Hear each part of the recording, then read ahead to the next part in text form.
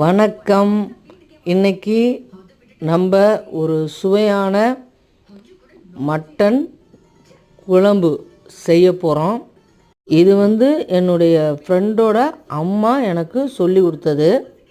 நான் சமைக்கிறது எல்லாமே அவங்க சொல்லி கொடுத்தது தான். நான் இன்னைய வரைக்கும் நான் சமைச்சிக்கிட்டு இருக்கேன். வாங்க வீடியோக்குள்ளே போவோம். மிளகு, ஜீரகம், வரமிளகாய், சோம்பு, சீரகம், பட்டை, கிராம்பு, நட்சத்திரப்பூ இதெல்லாம் ஒரு 2 தேக்கரண்டி நல்லெண்ணெயை ஊற்றி அதுக்கப்புறம் நம்ம சின்ன வெங்காயத்தை எடுத்து அதையும் சேர்த்து நம்ம நல்லா வணக்கிக்கிட்டே இருக்கிறோம். இந்த சின்ன வெங்காயம் நம்ம உடம்புக்கும் நல்லது. இந்த சின்ன வெங்காயம் நமக்கு ஒரு நல்ல டேஸ்ட்டையும் கொடுக்கும். அது எல்லாருக்குமே நமக்கு தெரியும். இப்போ நாம் இந்த மட்டனை வேக வச்சு அந்த தண்ணியோடு எடுத்துக்கிறோம். அதை நல்லா கொதிக்க விடுறோம். நல்லா பாருங்கள், நல்லா தலை கொதிக்குது.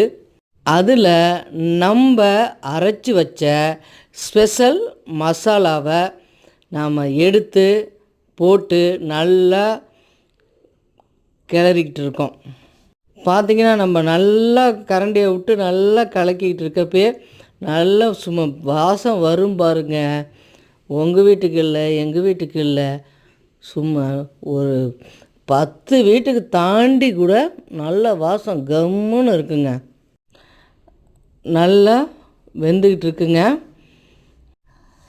பாருங்கள், பார்க்குறதுக்கே நல்லா இருக்குது. அடுத்தது இந்த சமையலுங்கிறது பெரிய கலைங்க.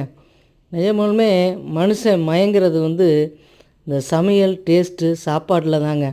ஏன்னா போதும்னு சொல்கிறது இந்த சாப்பாட்டில் மட்டும்தான். மற்றதெல்லாம் நமக்கு வேணும்ன்ட்டே தான் அது தொடர்கதையாக இருக்கும். அப்படியே நம்ம இதுக்கு வந்துடுவோம். நம்ம தேங்காய், கசகசா 2ஐயும் நல்லா அரைச்சிக்கிறோம். ஏன்னா நமக்கு இந்த கசகசாங்கிறது நல்ல ஒரு நம்ம உடம்புக்கு நல்ல ஒரு புண்ணை ஆற்றக்கூடிய, நம்ம மனசுக்கு ஒரு குளிர்ச்சியை தரக்கூடிய ஒரு பொருள்.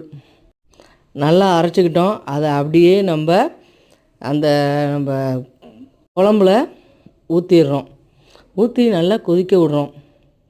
இப்போ வாசனை கொஞ்சம் தேங்காயும் கசகசாவும் போட்டோன்னே அந்த வாசனையும் ஒரு வேறு வித்தியாசமாக ஒரு கமகமன்னு இருக்கும். 1-2 ஸ்பூன் நல்லெண்ணெய் ஊற்றி கொத்தமல்லியை வதக்கி அந்த குழம்புல போட்டு நம்ம கொதிக்க விடுறோம். நமக்கு சுவையான குழம்பு ரெடிங்க.